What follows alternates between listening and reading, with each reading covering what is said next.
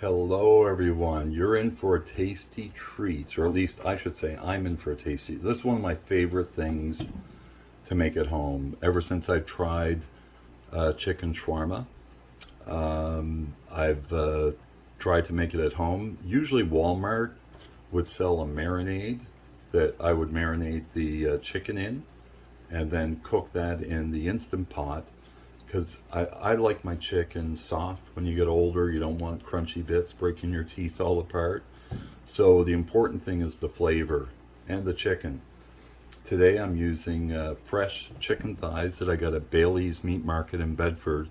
And I can tell you, I stopped at one of the local grocery chains on the way home, and I knew when I bought it that this was at least half the price of what they're selling fresh chicken for in the stores. This is Nova Scotia chicken, fresh from the farms here. Support local business. Bailey's Meat Market not only sells great meat, and this isn't an advertisement for them. I'm not being sponsored for this video. I just was so impressed when I went there today. And anything you need from Middle Eastern, if you're making a Middle Eastern dish, they have all the ingredients fresh from the source. So a great place to stop. But let's get to what I'm making today. I'm going to be making my take on chicken shawarma. So what I'm going to do is I'm going to use this packet of seasoning mix that I got, since Walmart no longer stocks it, and I'm kind of grateful that they don't, because I found this store. So I'm going to use a couple tablespoons of this with about a half a cup of olive oil, and then I'm going to squeeze some lemon juice in and some of the rind from the lemon. I'm going to get some zest out of that, and I'm going to grate one garlic clove in with the olive oil, the lemon, and a couple tablespoons of this. And then I'm going to cut up the chicken. It's already pretty well cut up. I'd say that's about seven and a half, 7 or 8 thighs that I'm using, boneless, skinless. You can also use chicken breast if you prefer that. But I'm going to do the prep and get that mixed up. I'm sure you all know how to measure ingredients, and grate up a garlic and zest the lemon, squeeze the juice in, and then we'll get right back and start the next steps and show you how we marinate it. Okay folks, so we're back. I just want to show you what I've done. So as I mentioned in the previous clip, I took a half a cup of olive oil and I poured it in there. I grated up the garlic clove that I had using one of these mincer. And then I only used a little bit of the lemon zest. So you can see here, I used just that much and a little bit right there. So I didn't use all of the lemon zest because I thought with the juice that we're putting in, and I put in the equivalent of about a tablespoon of lemon juice. If you have real lemon, you can use that as well. Actually, this is the first time I've ever made it with this particular seasoning packet, but we'll both find out together. So I know I said I was going to put in 2 tablespoons. So since it's the first time I've ever made it, I was going by the smell test. So 2 didn't seem quite enough. And when I say tablespoons, I was using one of these. And it wasn't heaping, but it was a well-rounded. So for example, I'll show you how much I was putting in per tablespoon. It would be the equivalent of this. So not heaping, but I would say a well-rounded tablespoon. Notice that if we look on the other side, look, some fell off. See, it's not fully on there. So it's one rounded. So I put 5 of those in. Then it started smelling right. So now the next step is, folks, then after I put everything in, I whisked it up really good with the whisk. And now we've got to let that chicken marinate. I took the chicken and I cut it to the consistency so that they're all about like this, just small pieces. It doesn't matter if they're the same length or width, because let's face it, it's going to be shawarma and it's going to be all put onto a sandwich or a wrap or a pita, whichever way you like it. But the next thing is we're going to transfer that into this container. And I've got a rule that I always wash my hands every time I handle chicken.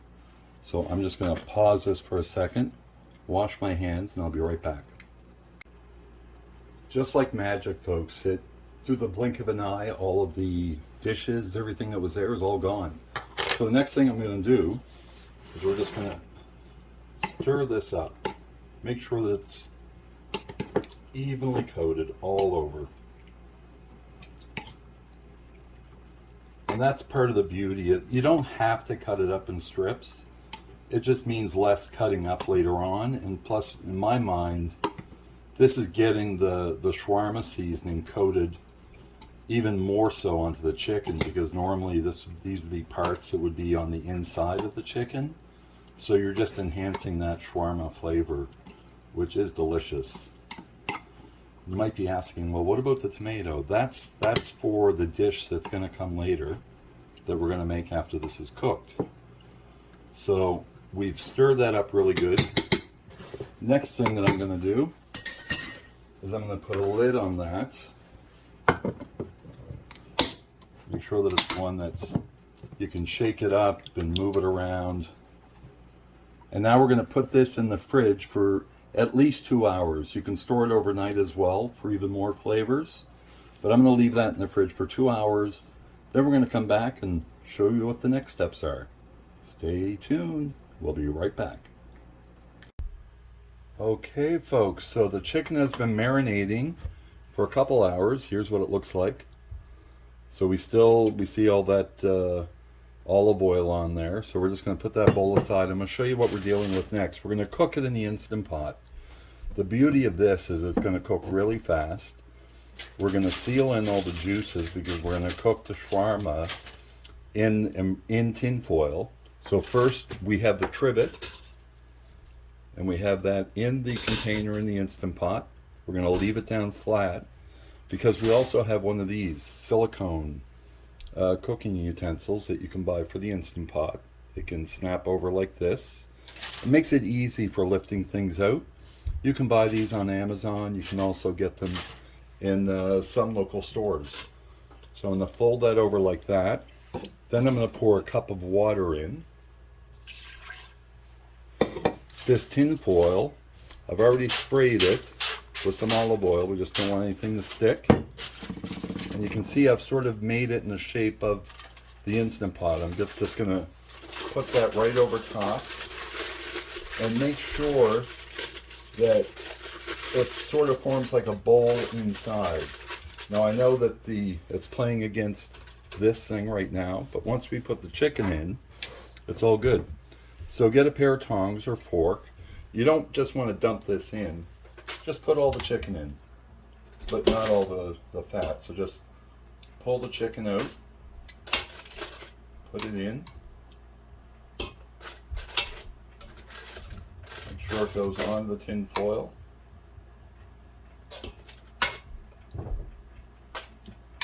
Just like that.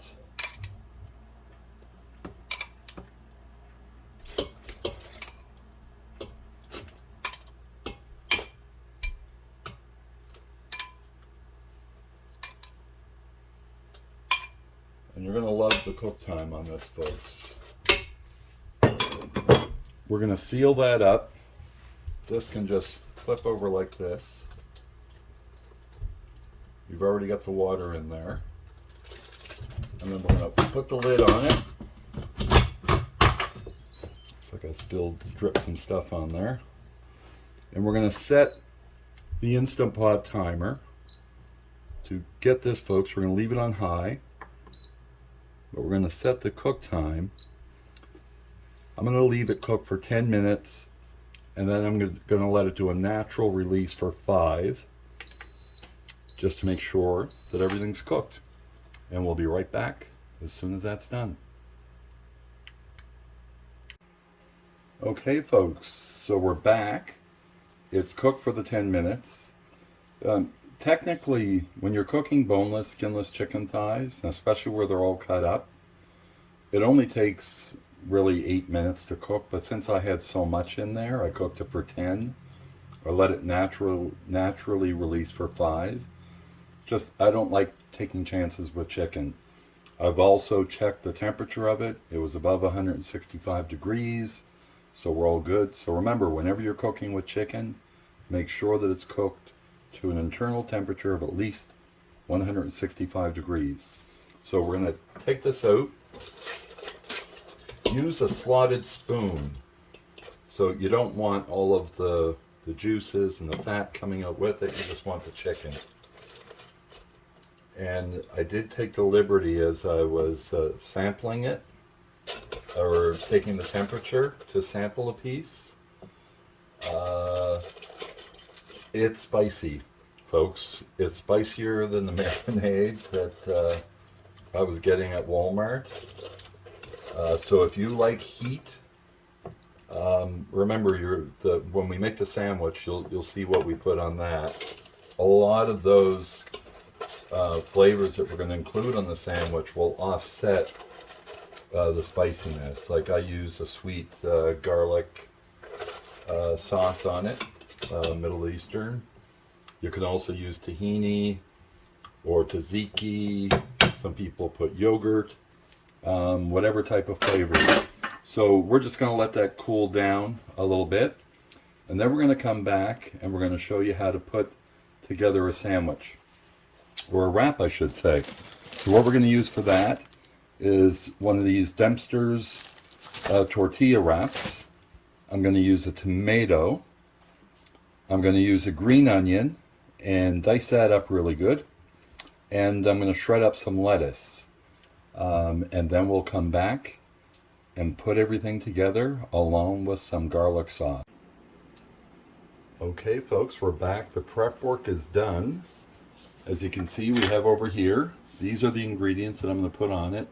So some people like pickled turnips on their shawarma. I don't like pickles. I don't like dill. So I've got some shredded lettuce. I've got some green onion chopped up and some tomatoes. I'm probably not going to use all of those, but just in case. And then we've got some garlic sauce. Again, you can use tahini. You can use, and this is more than likely a tahini, although it doesn't say it. But you can use an aioli, whatever sauce works for you that you like. And again, with this, I find it spicy. A lot of people like it spicy. If you're like me and you're older and the spicy food doesn't agree with you that much, then I suggest that you cut back about 1.5 tablespoons compared to what I use to get a milder version of what we're going to be eating here now. So I started off by putting a little layer of the garlic sauce on the bottom, little, and then I like to put some lettuce down, some onion,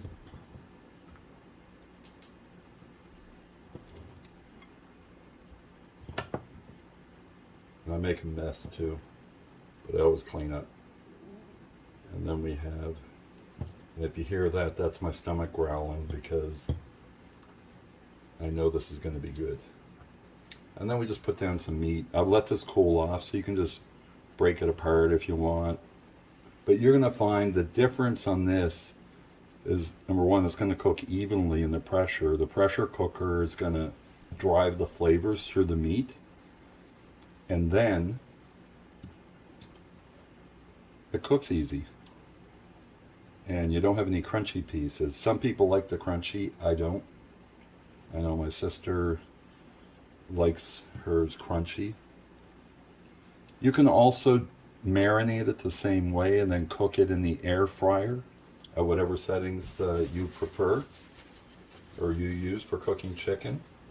And then I like to top it off with a little extra garlic sauce. And that, folks, is what we call a wrap. Pun intended. The chicken preserves really well.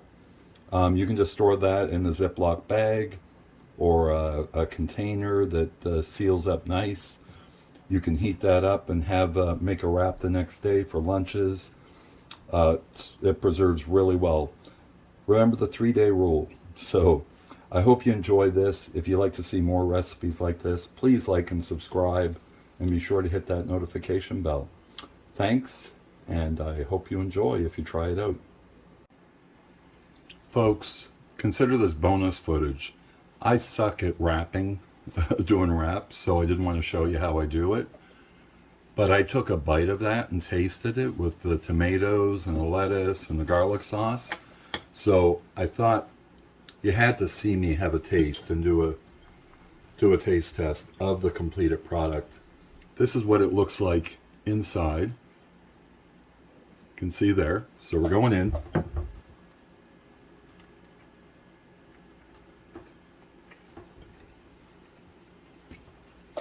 Well, I've already had a taste, but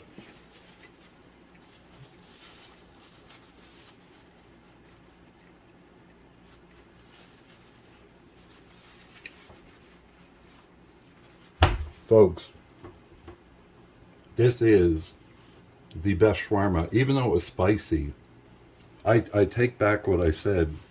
The acidity in the tomatoes, the onion, the garlic sauce, the sweetness of that takes all the heat away. It's a perfect balance. So don't be afraid about the spiciness. With all the ingredients, I don't feel the heat at all. It's a perfect blend. So it gets a thumbs up. It's good. Jamie, signing off.